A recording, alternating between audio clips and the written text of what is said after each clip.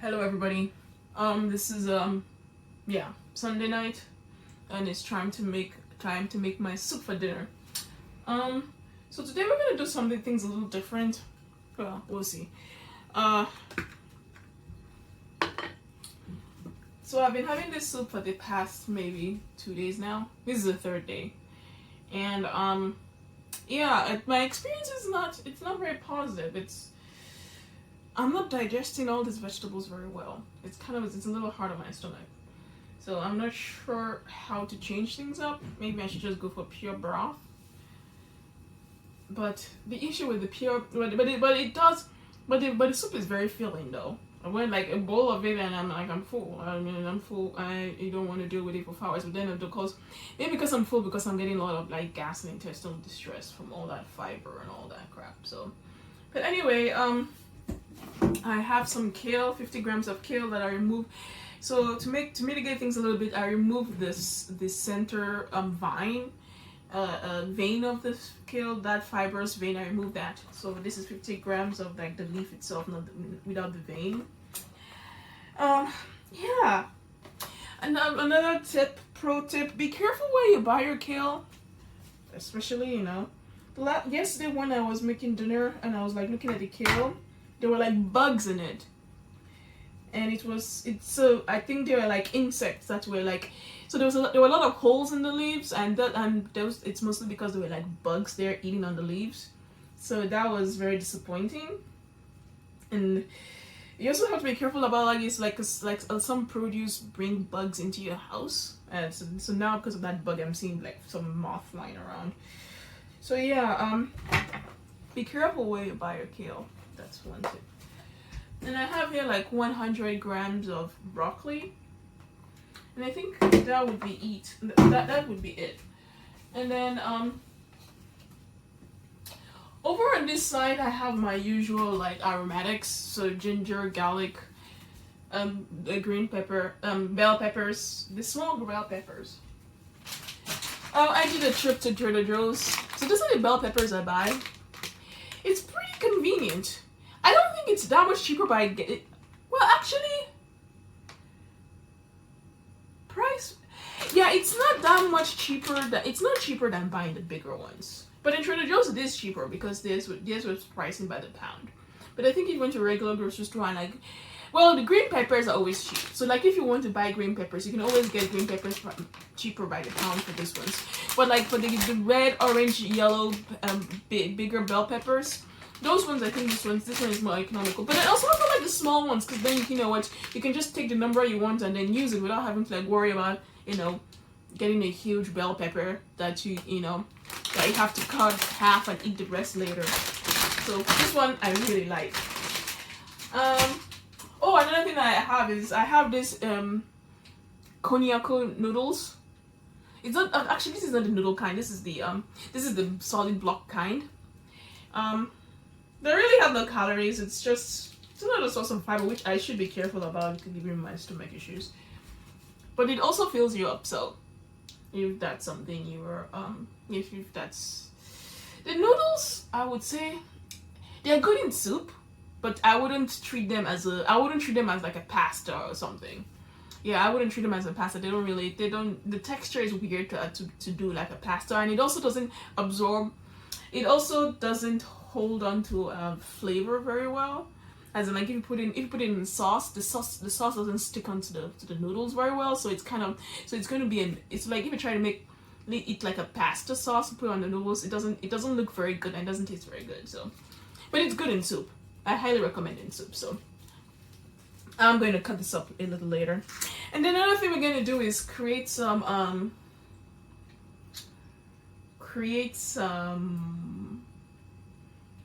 pickles. I ran out of the other pickles I had the other day, so I'm going to create some more pickles to use up all this flavor I have. But first, let me grind up the aromatics over there and get started on cooking. Yeah, as I was saying, my stomach is not digesting all these vegetables very well, so I kind of have to come up with it.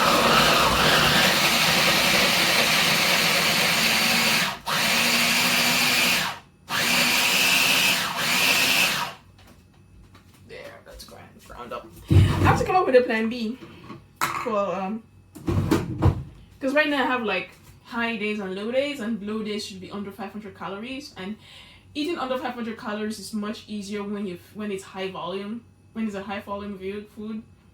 So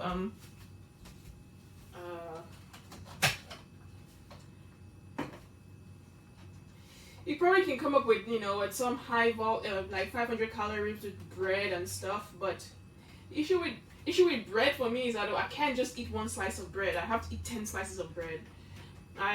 It's so, I don't know. I don't know what it is about bread and things like that in which I can't control my appetite.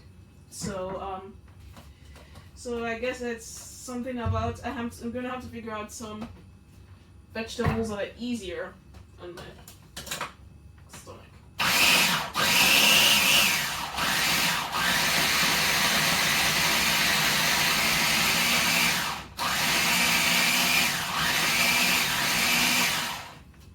I have to figure out some vegetables that are easier on my stomach.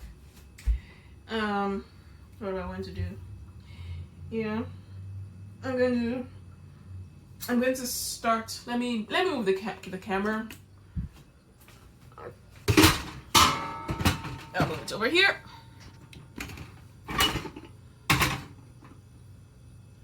Can we see?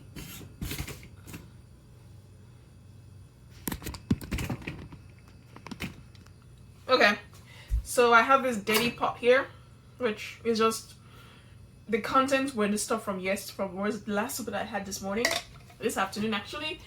Oh yeah, another thing about this soup is that it's so filling that a whole pot of it, I can't eat the whole thing in one sitting. So really this soup I make is actually 2 servings, in which so now what I do is that I split it over 2 days. You know what? I eat one, it's actually, it's 2 servings, but it's actually, this is 2 servings after I actually go for seconds. So, but I can't finish the whole pot in one sitting though. So I'll have like some for dinner, and then I'll have some the next day for my lunch / breakfast, which is actually kind of good because when I wake up I feel like so off and tired, but once I have the soup I feel good. So I feel good. And interesting how the intestinal distress goes, because it's like in the morning I don't have intestinal distress. In the afternoon when I drink the soup, I don't have, it doesn't feel harder on my stomach, but in the evening it feels harder on my stomach.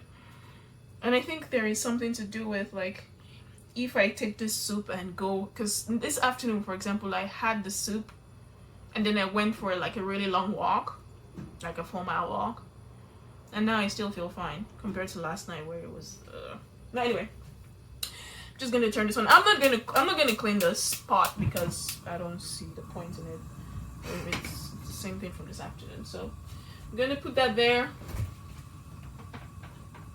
and then I'm gonna put the rest of my coconut milk, which is going. My coconut milk is going pretty strong actually.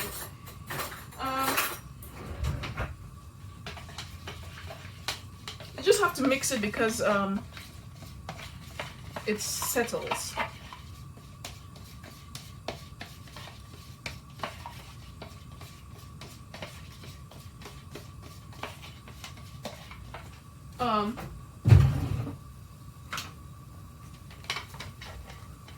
So 1/3 cup of coconut milk.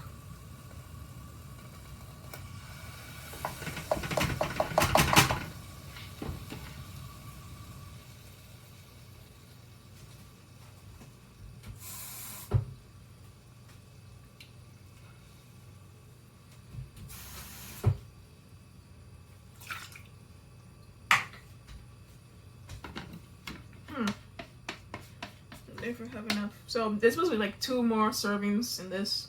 Well, we'll see. We'll see about tomorrow. So right now I've been 0 protein for the past 3 days, plus the 2 days of 0 calories previously. So this is 5 days of a semi-fast, and then tomorrow I'm going to go back to adding some protein, just a little bit, and then I'm a little concerned about like going zero, going zero protein, because if you're not in, you kind of, especially I'm also like, I'm also very, I'm kind of active. Well, not really active, but try to go for walks, and I have a kettlebell. Try to go for walks, and I have a kettlebell, which I try to use just every other day, and yoga, so which is also every other day. So kind of active, at some point you're just cannibalizing your muscle and you want to be able to build it back up. So that's why I'm wary about zero protein for very long. But this past 5 days I wanted to do some kind of like a fast mimicking diet where you're going zero protein, just pretty much plant-based, to get your body on a reset. And then tomorrow I'm going back onto my meat fest. Well, not really a meat fest, because I'm still going. I'm just gonna add some more meat where it's still going to be in the context of low calories.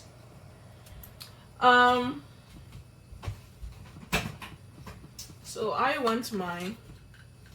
This is the aromatics here. I want my my food processor back. So I'm gonna empty this in here.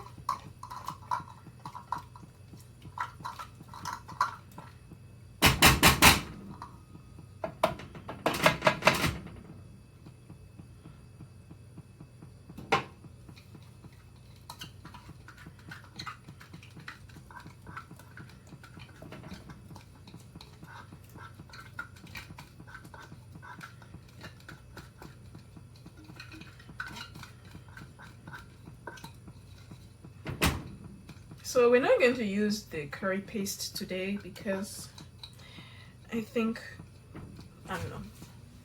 We'll see. We're not going to use the curry paste, the green curry paste I've had before. So we're just going to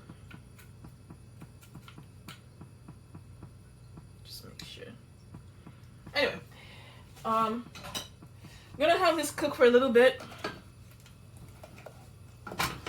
Ooh, nice and orange. See?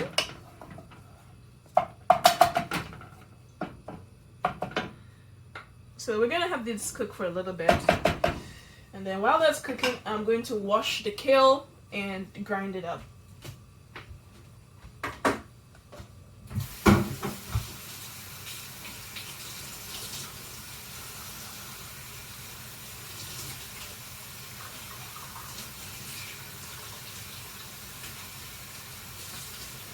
Yeah, you have to pay attention with the kale. Make sure you wash it well, remove all the bugs that are like nesting in there, remove all the dirt. I'll probably will maybe switch from kale because the kale is hard to digest, even when it's ground up into bits like this.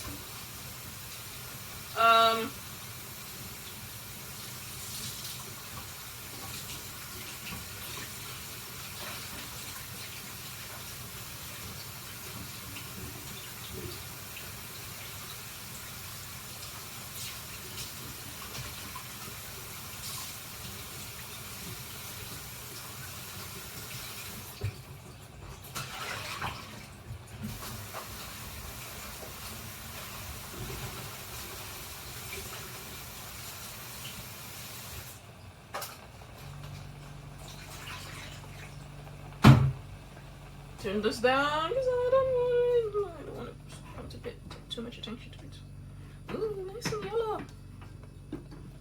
So I brought some things out because I wanted to try some spices. This is not keeping in the theme of protein. So I wanted to use this, which I've had in my fridge for a while, and I need it expires in like 10/10. Expires soon. So what it is like barbecue sauce for like hot pot, but what's inside of it is like soybean oil, which I'm not crazy about, but there's dried fish, and there's sesame, and there's ginger and scallions, and there's shrimp too. So it's not zero protein. Right, 2 grams of protein per 2 tablespoons. So I'm just gonna shelve this for a minute.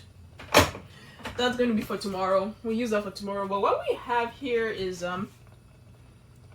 this jerk seasoning rum that comes in a paste. So, It's got some sugar though. 1 teaspoon. Oh, we'll see. And I also had some. Also had this like the gochujang paste, which I was kind of toying with as a base of seasoning. But this one a little bit more that I'm not crazy about. If you can see, yeah, it's hard to focus. This one I'm not crazy about because it has like 9 grams of carbs per tablespoon. And a tablespoon here they define as 19 grams. It weighs 19 grams. That's a lot of carbs, which I'm not going to like. But I do have some kimchi. Oh yes, I'm going to add that in here. So the kimchi would add a nice flavor base to this. The kimchi would add a nice flavor base to.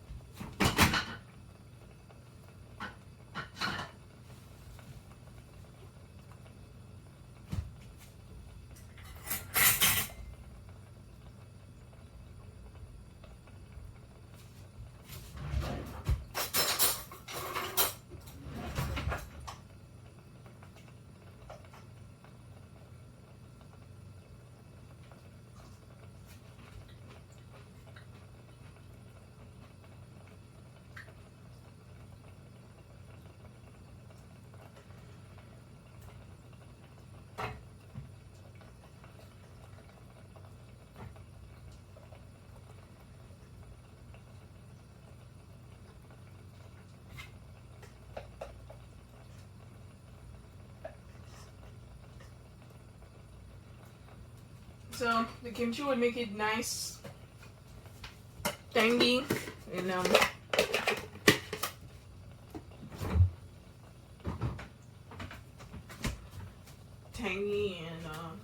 sweet, pretty much.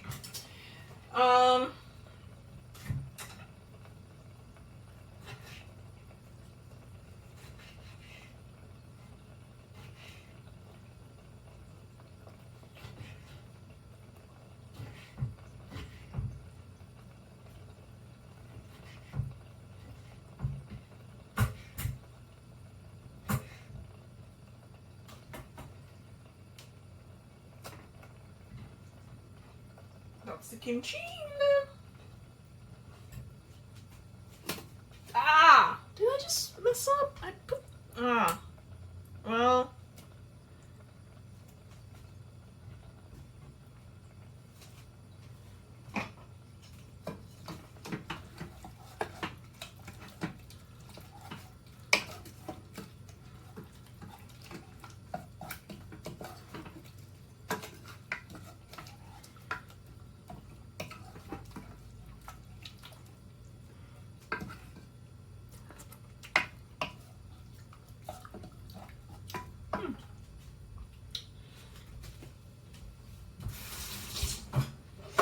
Anyway, I'm going to grind up the kale first while that's cooking a little bit.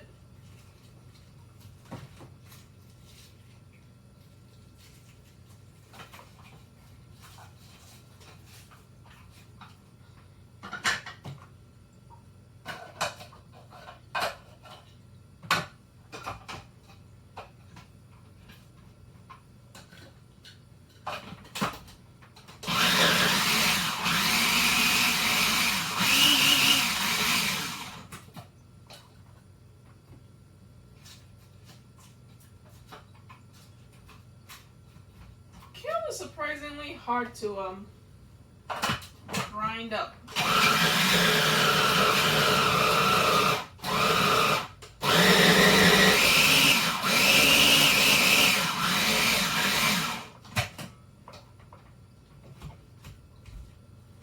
So I'm adding the kale in here. Maybe the kale just needs to cook for quite a bit of for a while.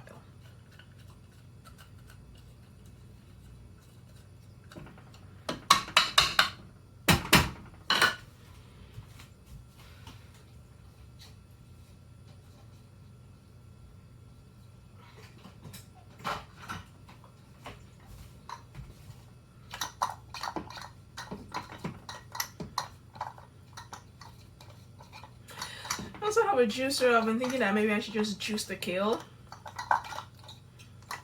Juice the kale and leave the fibrous bits for someone else to eat.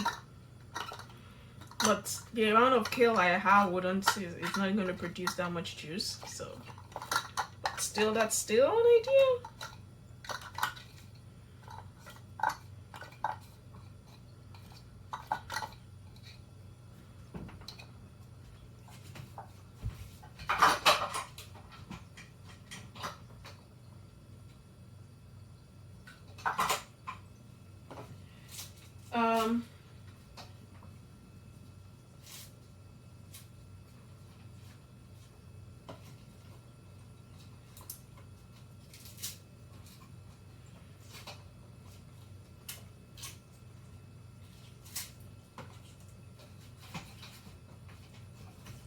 For the second batch. Grind up the second batch.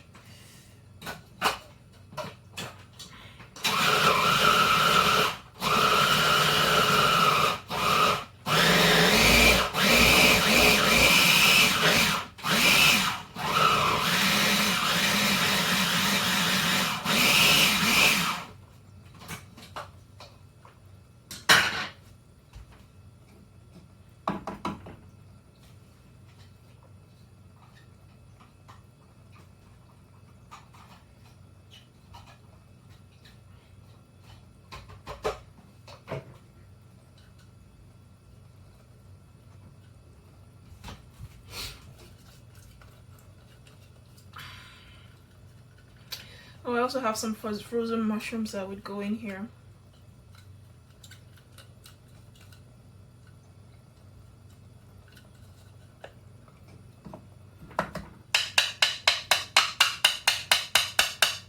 Okay, that's enough.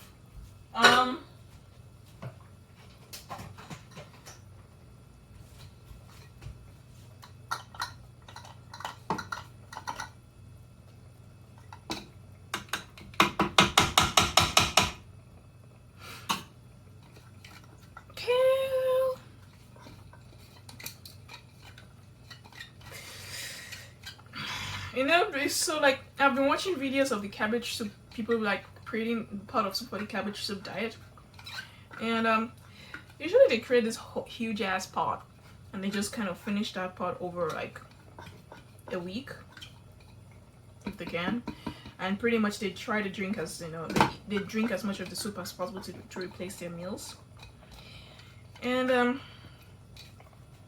I suppose this is some estimation of that as a cabbage soup diet, but I try to have to cook it every day because I think it's much fresher and much more interesting on my palate to make sure that you cook it, to just have to cook it every day.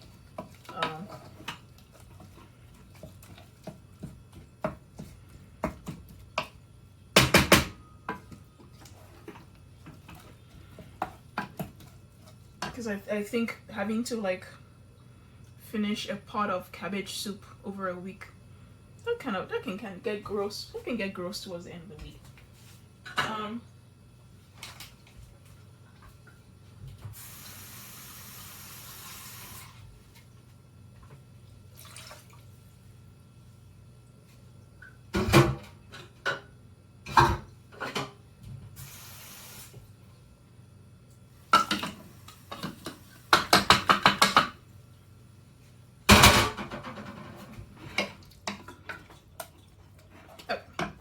So we just cook this with my broccoli.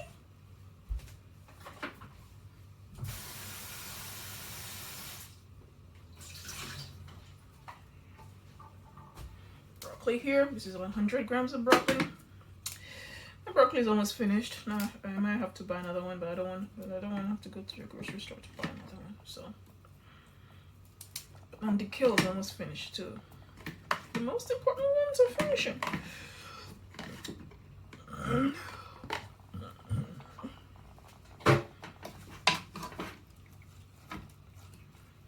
And then mushrooms. So the oysters that I had frozen. Let's see how much we have in here. So always have to measure it first.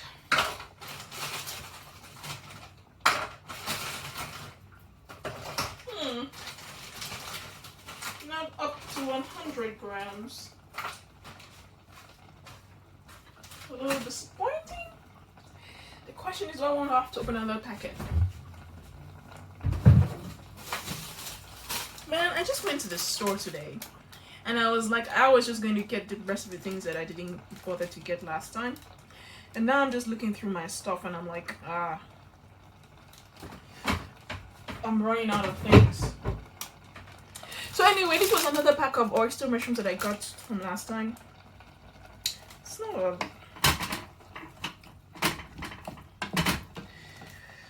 There's only about like 170 grams in here. It's sort of like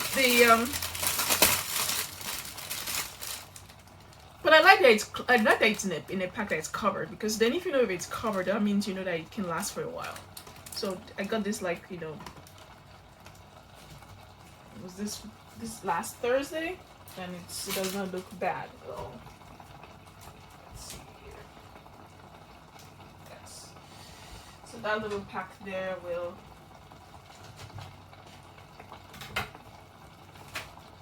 Okay, 100 grams of mushrooms. And I guess it's gonna last. This is gonna be for tomorrow. Well,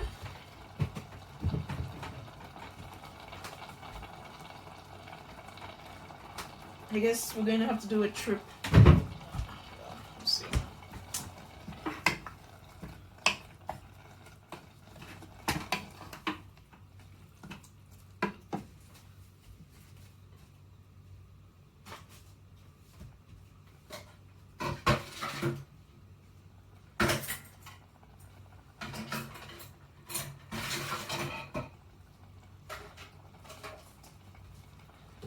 Now I'm gonna cut up the mushrooms here. Need a larger knife.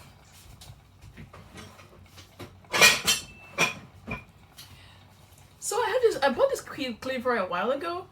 I've not really been using it. And then I've been watching a lot of Chinese cooking shows on YouTube, and I really like how like the cleaver is their main knife, which is a little bit. It's a little bit hard to understand because it's like I don't really know how to use a cleaver to do like small jobs, but now I'm like trying to use this more to see.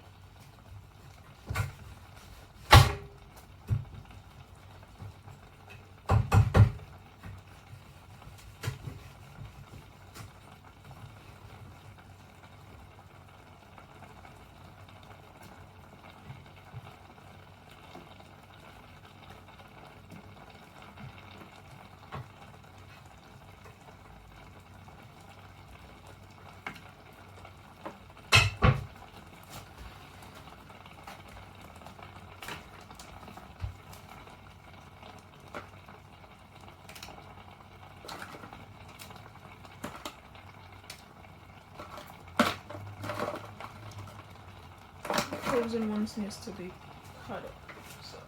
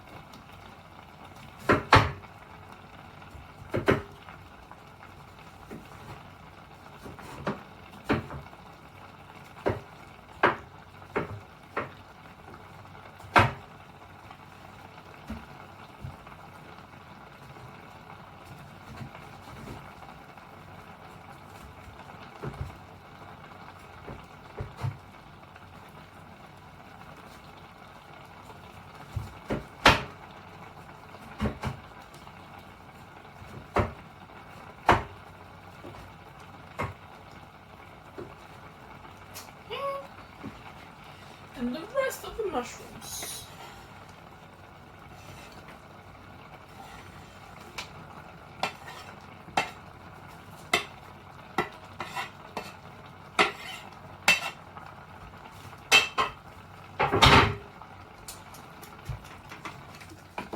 Okay, so far I've just been adding vegetables without,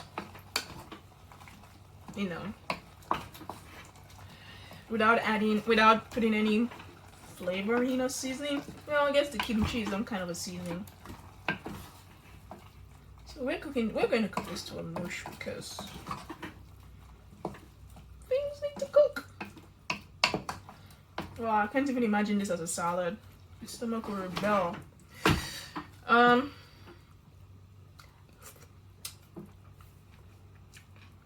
So you see, without really much of anything, it's kind of bland. Now I'm just going to cut this up. The cognac.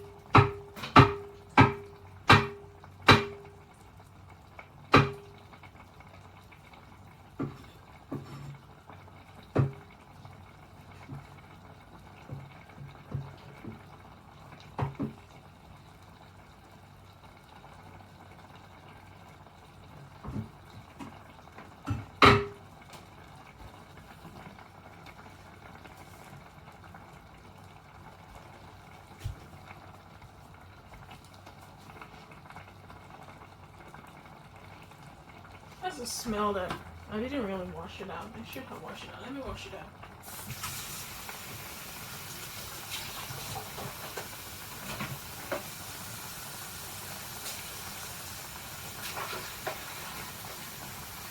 I'm supposed to wash this out before you use it.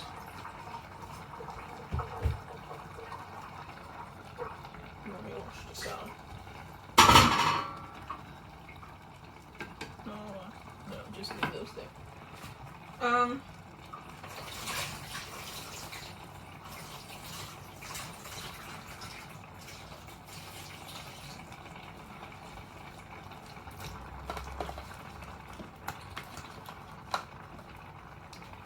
Okay.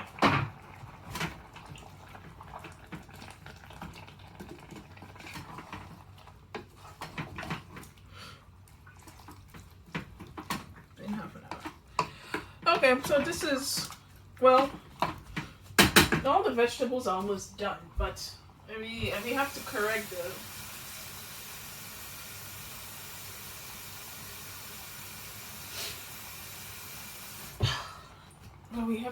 the seasoning and all of that. So around this time I would add the curry paste, but I'm not gonna add curry paste into that. So let's see. Well, alligator curry powder goes in there because it needs to go.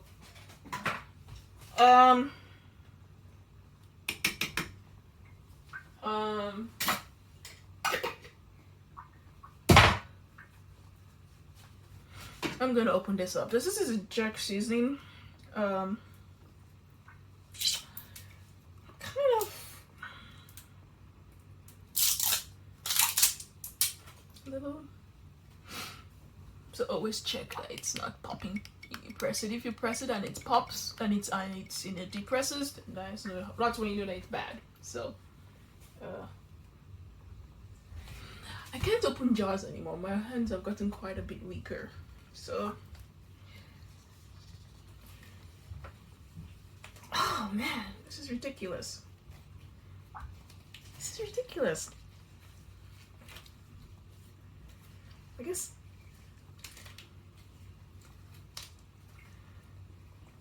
What the fuck?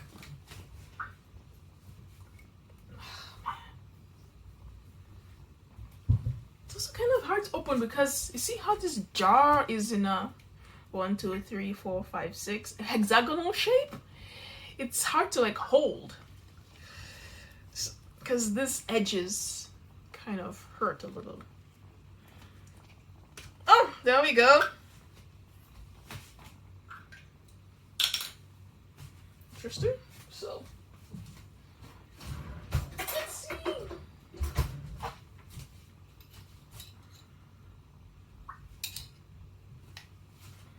It's quite a bit of sugar in this, so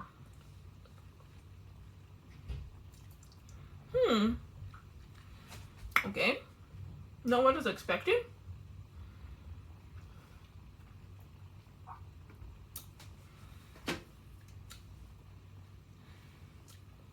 So it has a sour taste. It's quite spicy, but it's vinegary.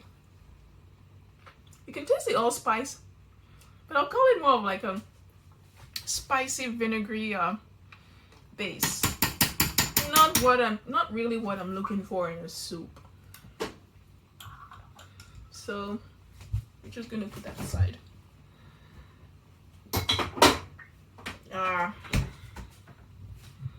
Not really what I'm looking for in a soup.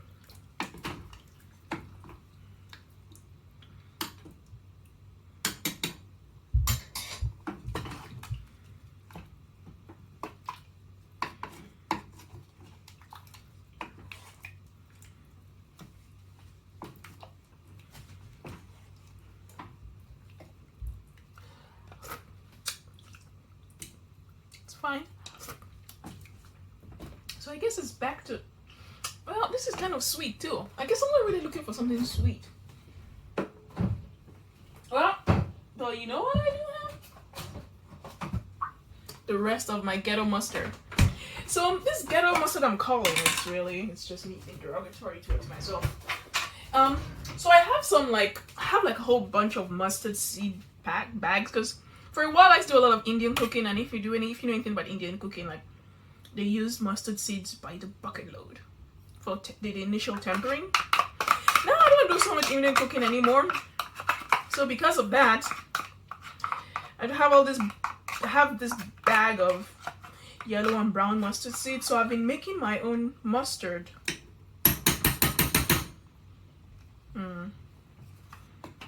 I've been making my own mustard. And the issue is that I'm looking for a source of umami in this that I'm not really getting. It's like the shrimp, the coconut, the green curry paste I had like fermented shrimp. So because of that, that's a source of umami. That's the main source of umami. But this one doesn't have any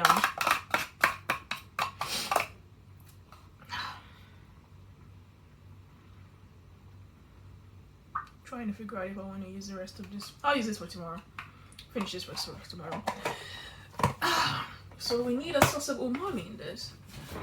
Guess we can go back to the fish sauce. Or we can go back to that the barbecue paste I put in there, even though I don't want any animal protein. Mustard, your own mustard. I actually highly recommend you buying your own mustard and making your own mustard paste. So it's really it's up to you, and it's really easy to make, and it lasts for a while in the fridge because mustard is naturally antimicrobial. So once you put it in like vinegar and some form of alcohol, like I use, so in that one I use vinegar and wine. Yeah, it will last forever. Umami. This is why I'm not a vegetarian. Because if I don't have that umami in there, I'm going to like be. If I don't have umami in my flavor profile, I will be very unsatisfied. For a while, I used to live in India, in the northern part of India. So northern part of India, in the place I was quite vegetarian, and so the food was vegetarian. It was like a lot of work. It was very much spiced. They used a lot of spices, but it was so unsatisfying to eat. You could tell like there's a lot of work put into this food. There's a lot of spices, but it was very unsatisfying because there was nothing. There was really no umami. Well, I wouldn't say there's no umami because like they use tomatoes as the main way to provide umami flavor, but for the most part, it was still not enough. So it was like I had to like get my own like, you know, little bottle of soy sauce, or put some sardines in there, just something to give it just something to give it a robust umami flavor that I needed. If not, I felt like I hadn't really eaten, even though it was a lot of food and was a lot of spice. So umami can come from fish sauce. So all this while I've been talking about like, oh no, over sources of protein and all of that. Just look at this. The fish sauce has 4 grams of protein per tablespoon. No wonder. And of course it's animal protein because it's anchovies, right? Fuck it. Who cares? I'm gonna use this barbecue sauce. Who cares? And it's anchovies because it's, you know,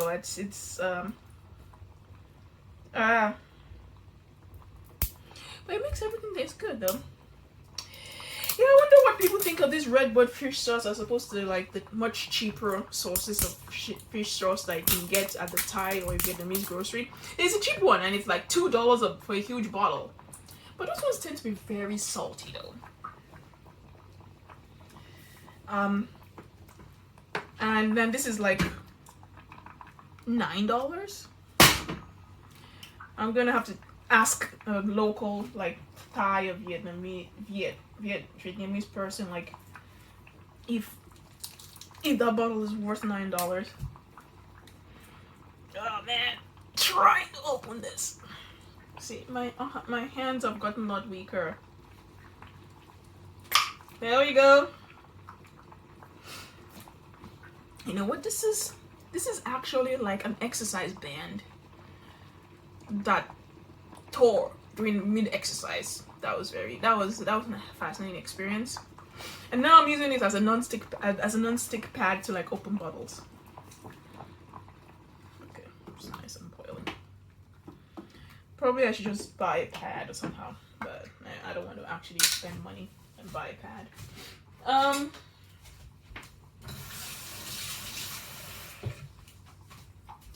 Okay, so let's see.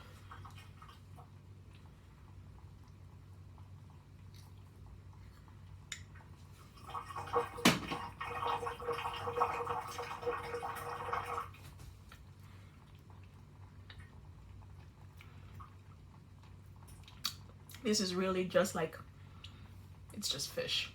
Just a fish paste.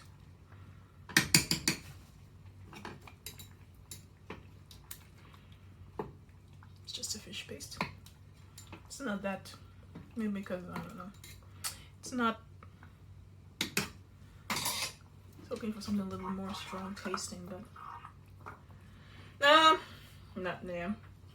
You see this? On my way to be unsatisfied, looking for the perfect soup base. Why do I have to spoil what worked? The curry paste plus fish sauce plus the curry powder worked as a soup base. Now it's like, and since I'm not using that curry paste anymore, well, at least for today, because I am really trying to do an experiment. I'm doing experiments every day, but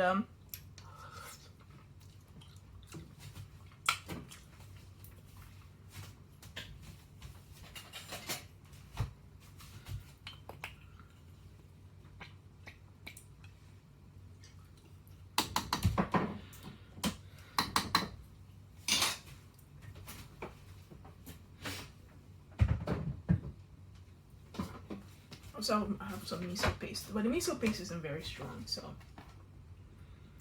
Oh, you know why this is not tasting very good? It's not tasting, it doesn't have a really strong base anymore. I didn't use the fermented beans.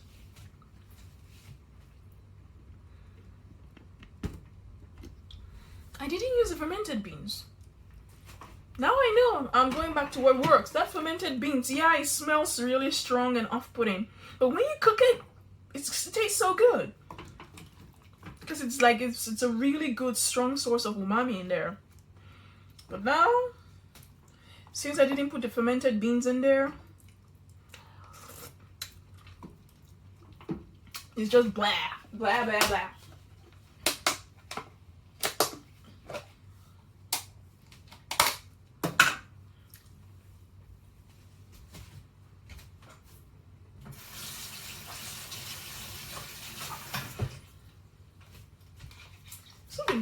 I've also been wanting to like get rid of, finish this miso paste because I've had this for a while.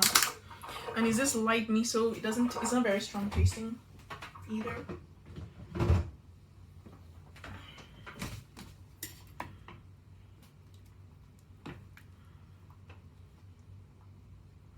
There's gonna be so much protein in this, all this crap I've been using.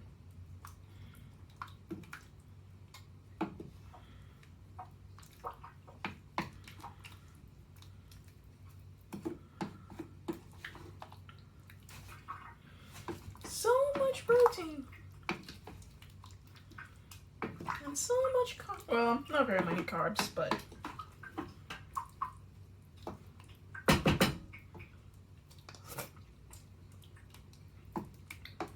a little better.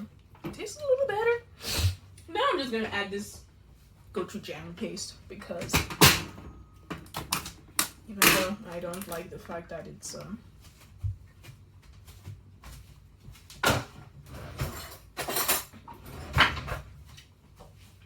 I always run out of spoons because I'm very anal about using clean spoons to get from jars because I don't want to have to contaminate the jar because you use a dirty spoon.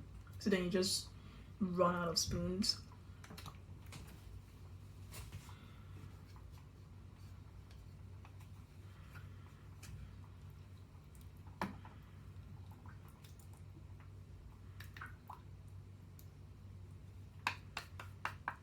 Also, I've not added a lot of salt in this, so I think once I add some salt, I think we should be fine.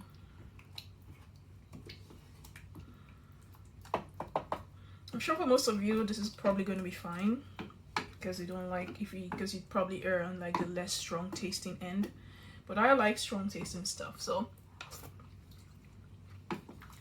okay, this is fine, I think.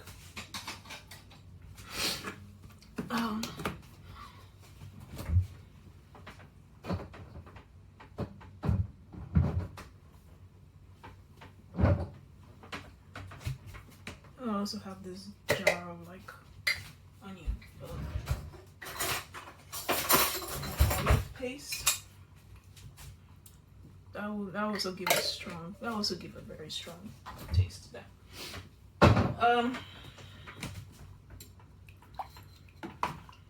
So that was olive paste. So you can smell the olive already. That's pretty nice. Okay, time to add some salt. Yeah, made that taste much better.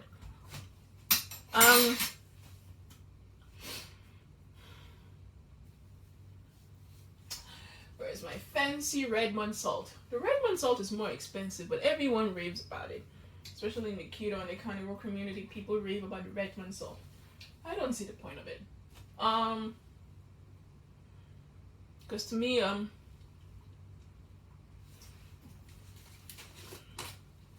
wouldn't say to me salt is salt, but to me, let's go with half a tablespoon.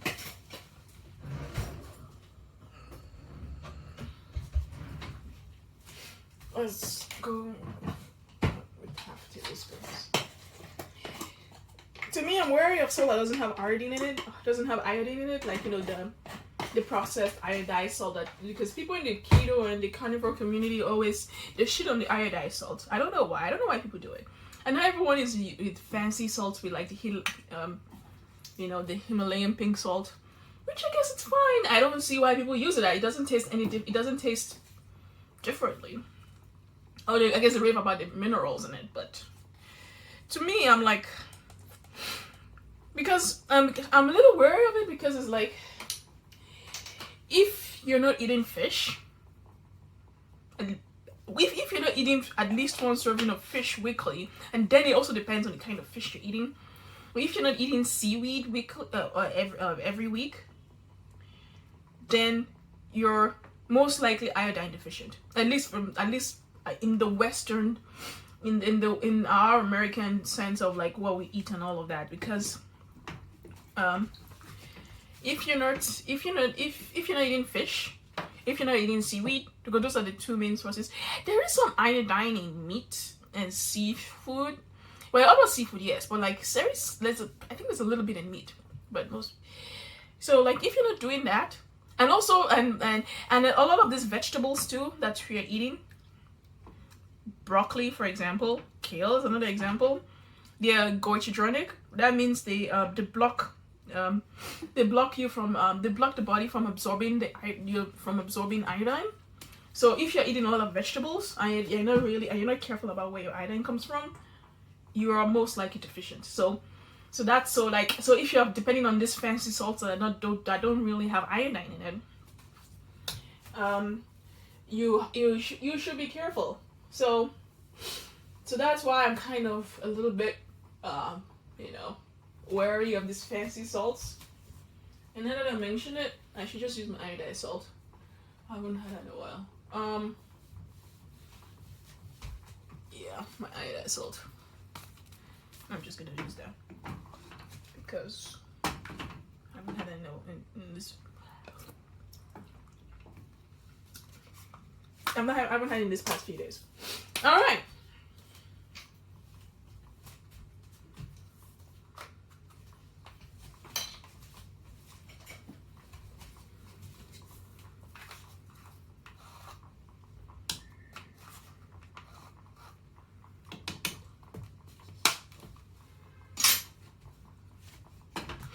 So I haven't added any potassium.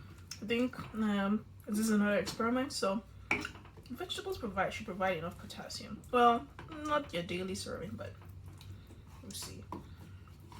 I haven't added any potassium, so.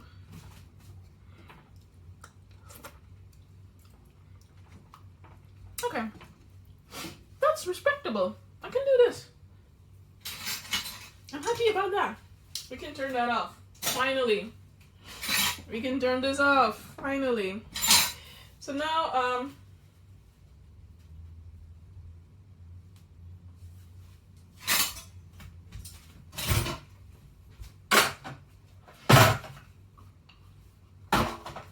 I'm going to put this over there.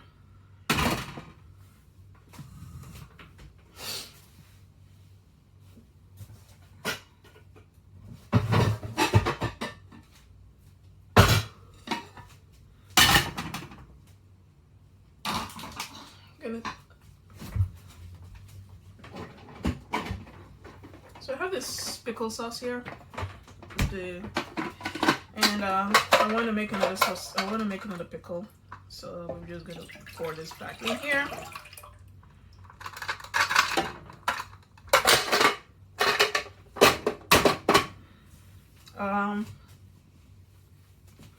Let's fish out this.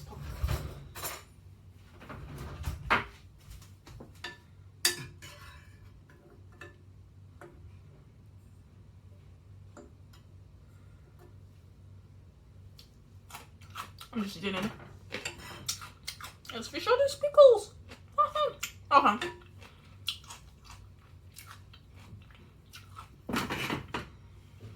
Okay. So we're just gonna reboil that.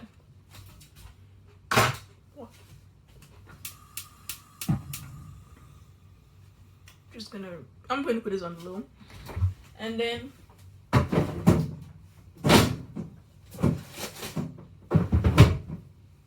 I'm going to cut up this.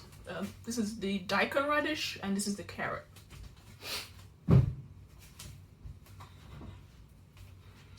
First, we have to peel it.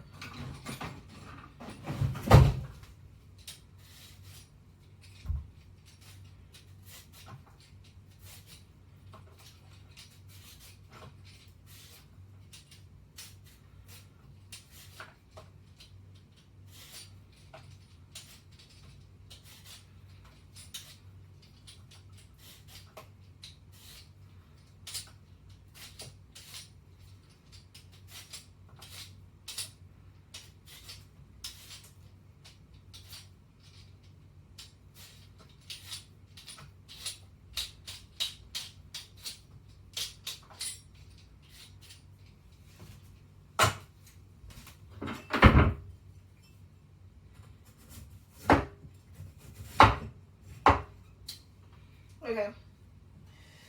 So time to peel this.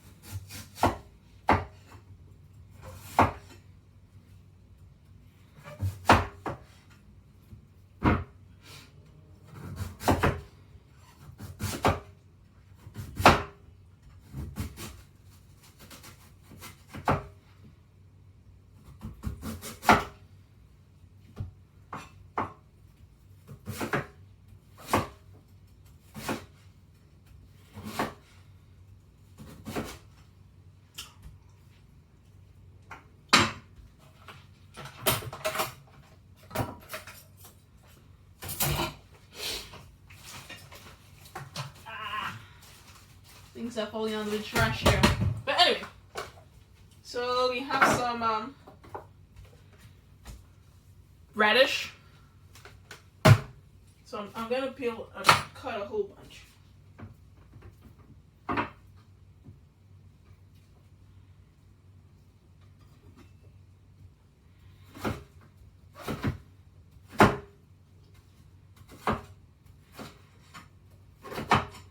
Still getting used to like cutting with a cleaver. It's a little too bulky. Maybe because this knife is not well balanced or I don't know how to use it. But still getting used to it.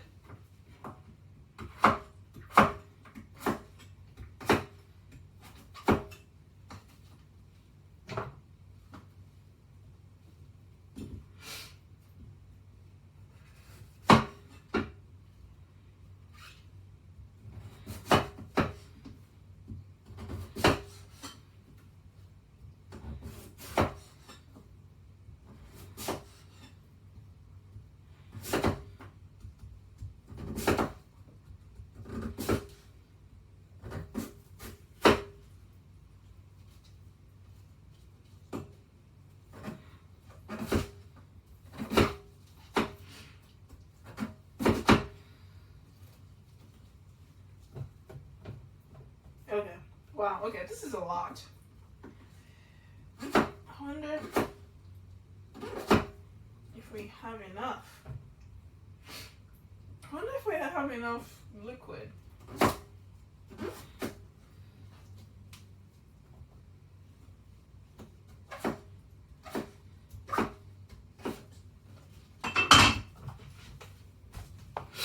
Yeah, I'm not sure we have enough liquid.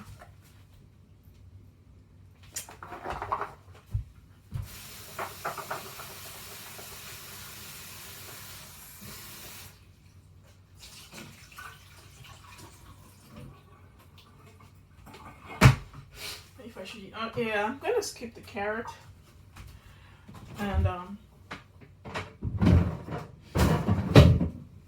just all those radishes are a lot. So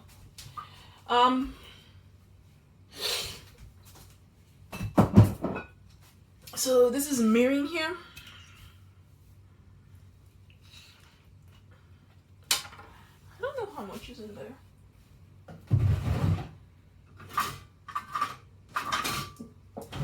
It's probably not up to a cup. Oh, we have a cup here.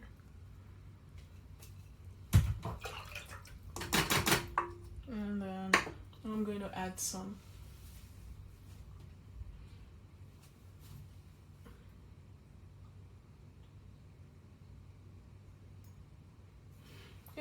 balsamic vinegar just for a little more sweetness.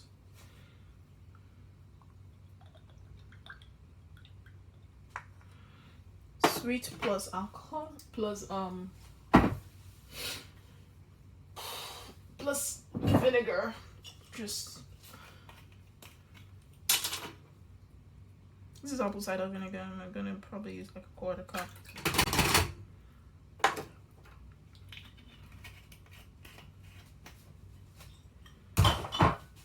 I wonder how this tastes now.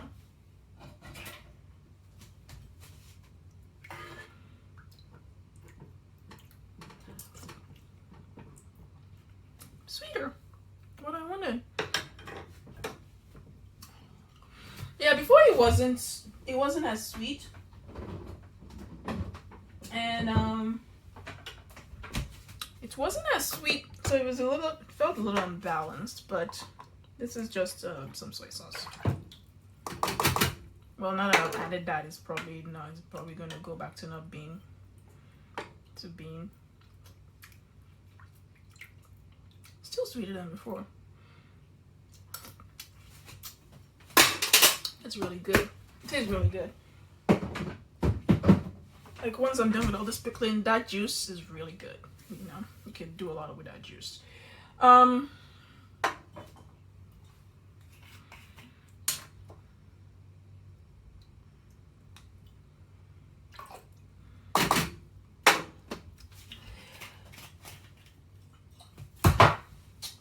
So I'm going to put some salt on this. And I have oh,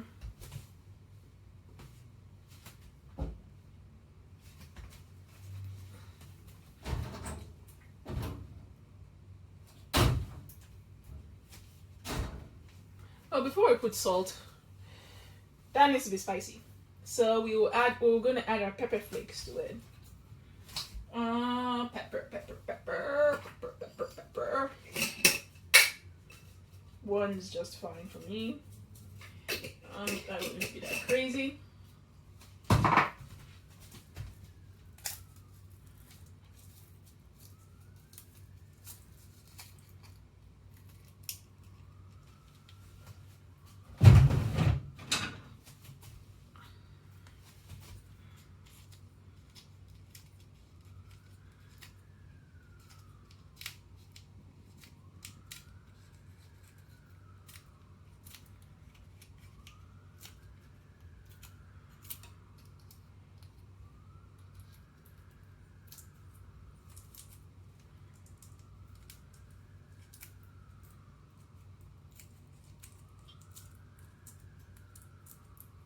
I would add ginger to this. I'm running out of ginger, so no ginger.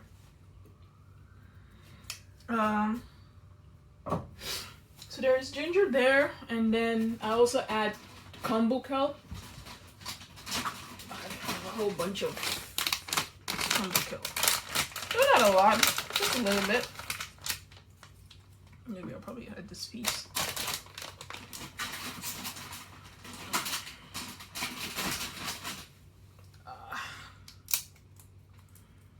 This thing, like,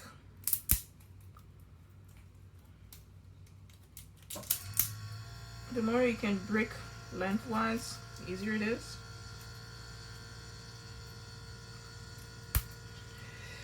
The thing about this kombu kelp is that it also makes the broth a little sticky, especially when it's been lying in there for a while.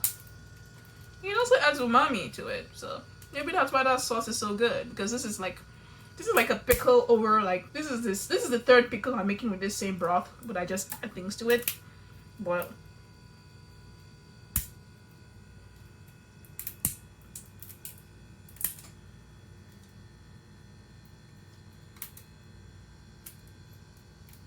Just break it up into little pieces. I should use my scissors, but every time I use my scissors, the kelp flies away, so I'm just gonna use my hand.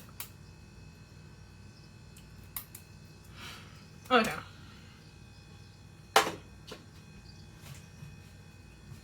Mirin, oh god! Don't worry, I bought a new one. It was on sale.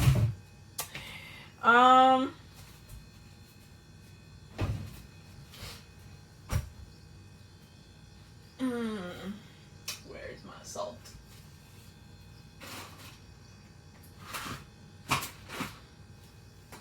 Where is my salt? So I have this bag of like salt that we use for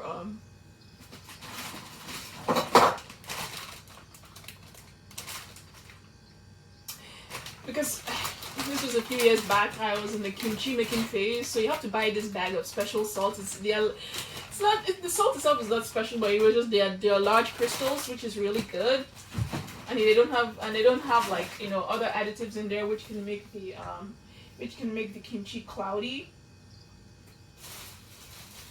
Um,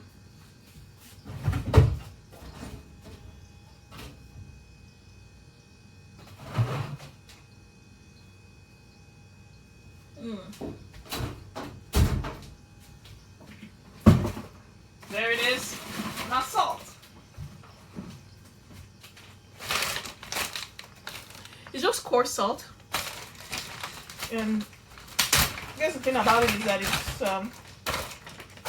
it's got like large grains. You can see it is really large crystals, which is good because like this salt, for example, isn't going to work for pickling. Well, it works. You just have to be careful. Like you have to be careful because this one is more dense because they're smaller crystals, and they also have additives in there. So like if you're pickling something that has like a clear liquid that you care for, it's going to make it cloudy. So,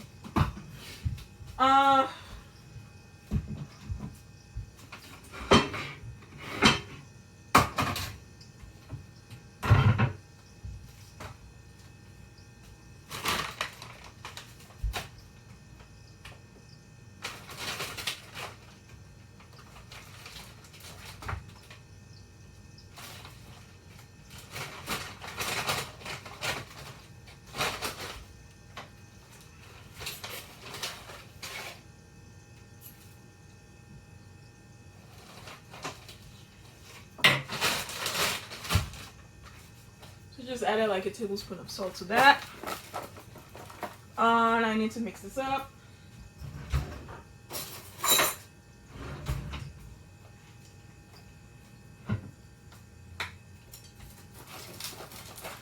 I should have added this earlier. This is going to make it sweat some juice.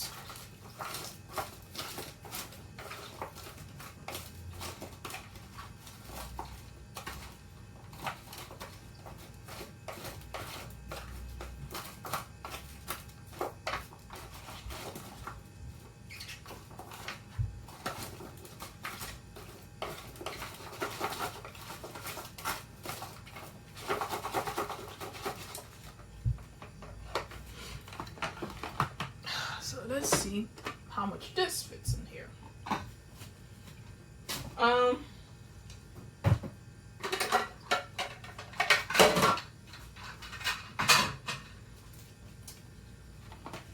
should have bought the bigger one, but I was not sure how much kimchi, how much pickles I'll be making. Now I'm like, I probably have to go back to that store and be like, I need a bigger one. I think we'll be fine.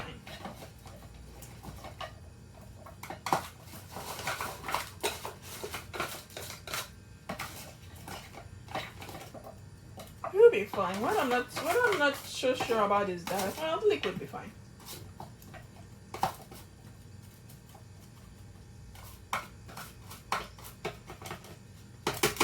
There's no salt in this, so.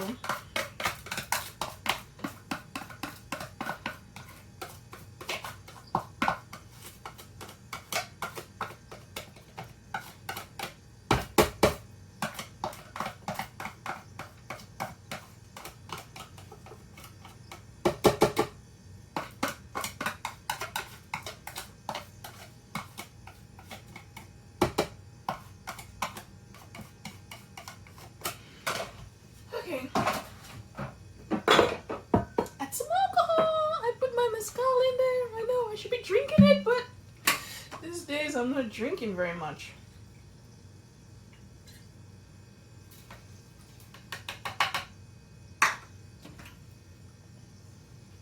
Just means now that sauce is really boozy and it tastes really good.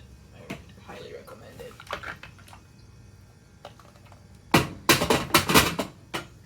So I'm gonna bring this up to a boil. Bring that up to a boil. Okay. That's good work. And fill this up. It looks like this sauce might probably be too much for it. Well, we'll see. I would like to add some ginger, but I don't have enough.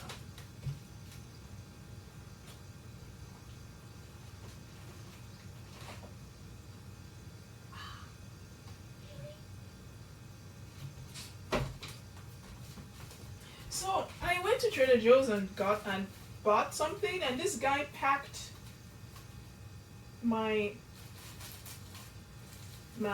fruit in the bag, and but because it was but because so I got some groceries from Trader Joe's, and this guy here is this whole bag here.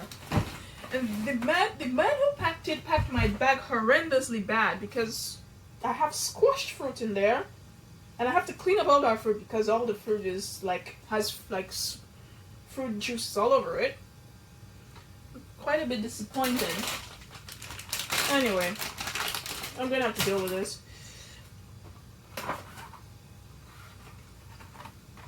Got some rambutans.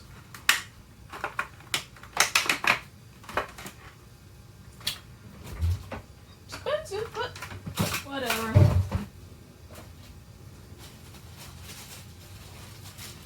Got some carbs for when it's time to break this damn fast. We'll see.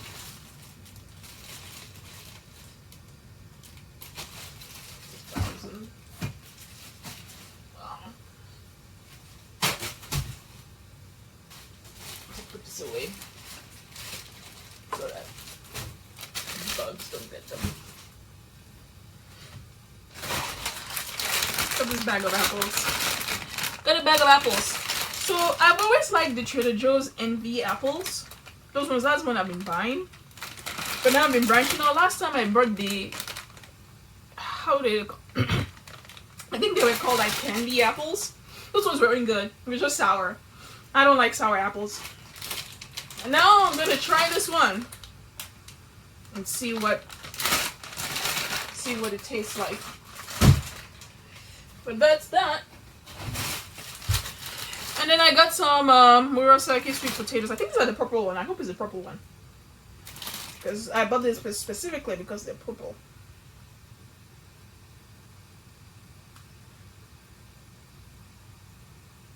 This is not the purple one.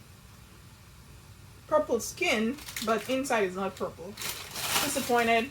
This is just a little too many carbs without the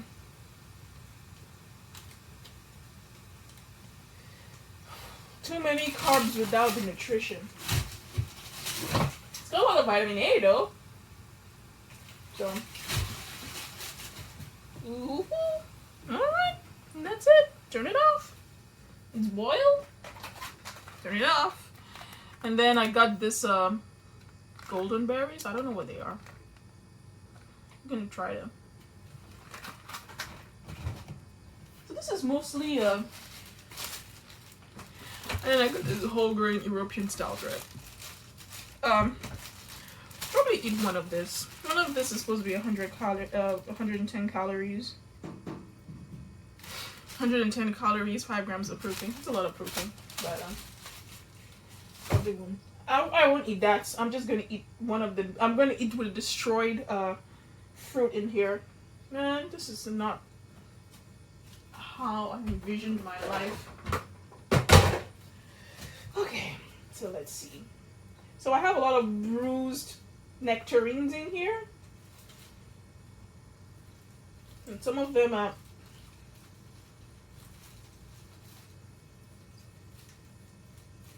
See how wet this is? So I'm going to have to wash it off and dry it. See?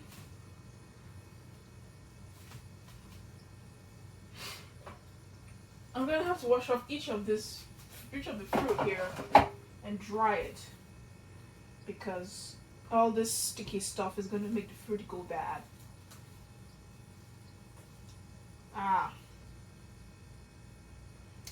This is why. So what happens when I bought the fruit in the box, this is why you should not get fruit in the box, because you never know exactly the state of the fruit that you bought. You never know exactly, it's I think because all the fruit in there was soft. And yeah, because all the fruit here is like, they're all soft. I would have to eat all of this soon, because look at this.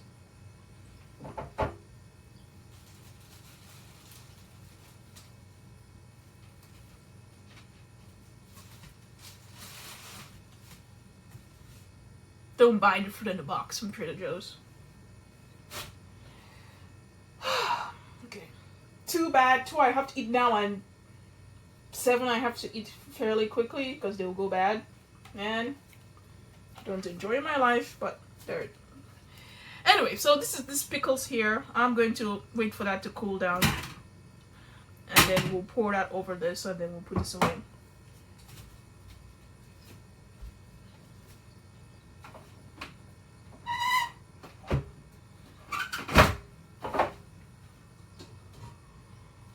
So right now I'm just, rinsing off this fruit I have here.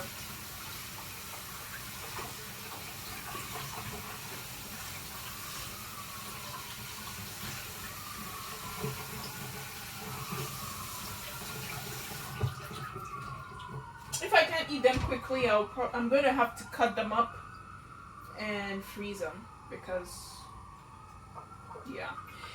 Story of my life. Well, here's the thing. Don't buy box fruit. It's interesting though, because I've always bought the bag. I've always bought these bagged apples. This is like probably the first time, and they look good so far. But I wasn't very careful in picking them because look at this one. It has like a bruise.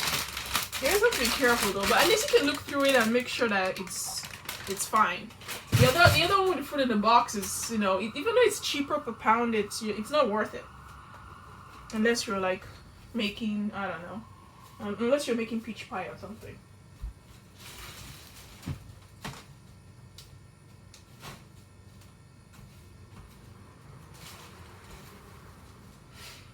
Alright.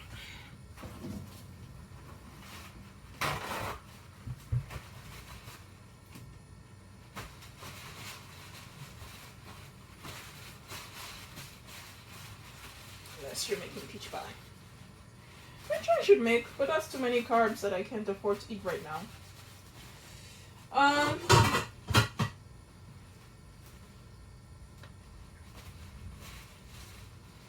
Anyway, these aren't nectarines. These aren't peaches. These are nectarines. This has a hole in it.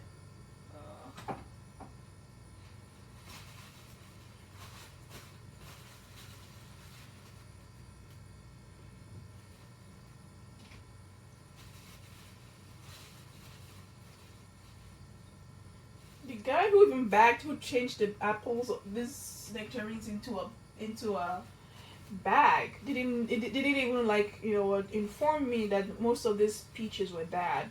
That's just bad customer service right there.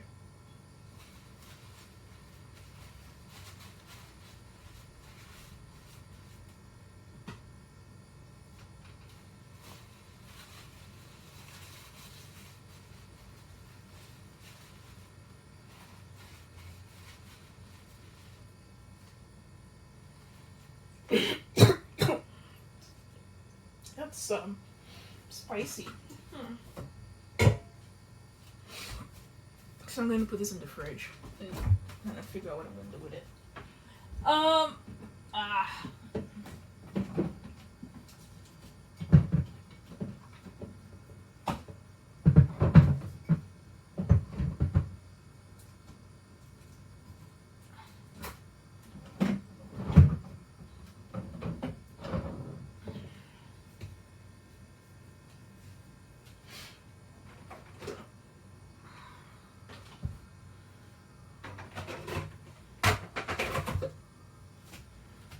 Changes to this bowl and then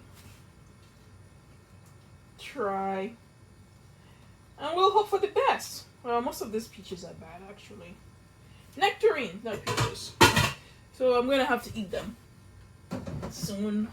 I guess I can make some sauce with it.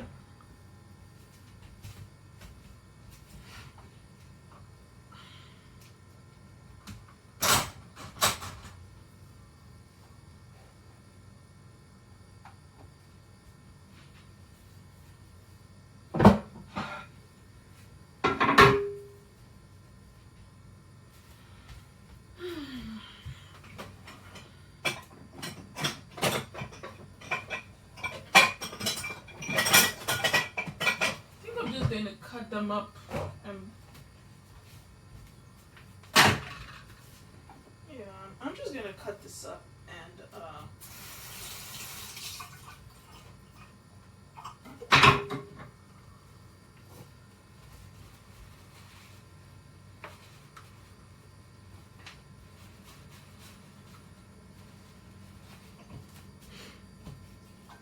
cut this up and freeze them.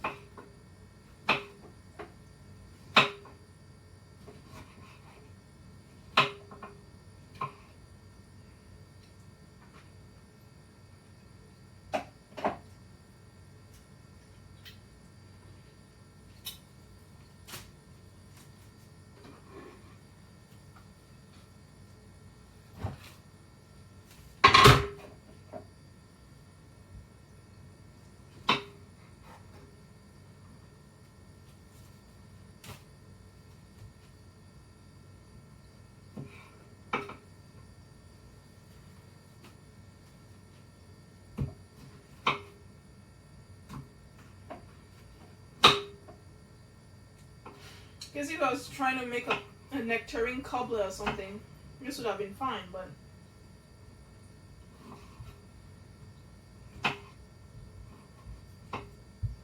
this is just a waste. Alright. Yeah. That's just a waste.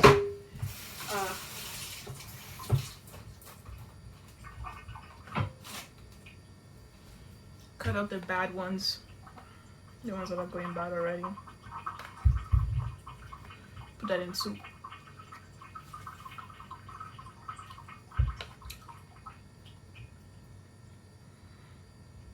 Be careful with this because I don't know how many carbs are in fruit.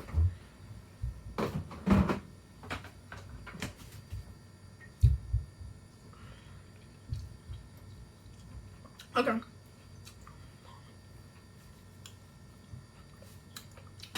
So I think this is cool enough.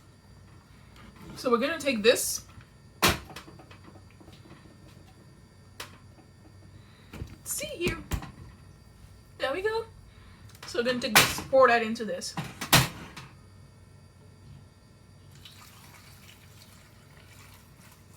Oh, awesome. Just enough. There we go.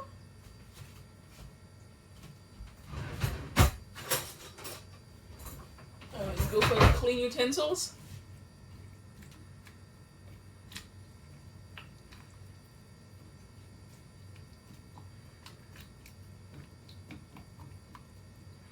This is probably too full though. It's actually still too full because this has to fit on it.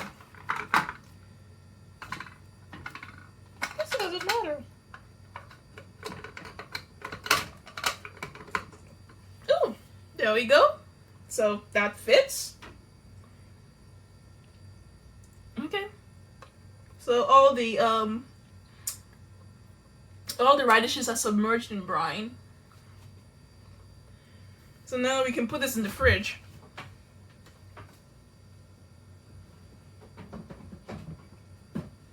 Right next to my shitty nectarines. Anyway.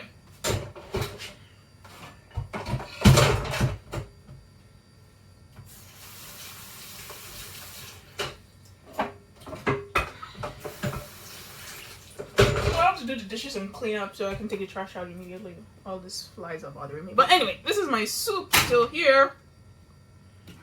And I'll eat that in just a bit. So that's it for this stream.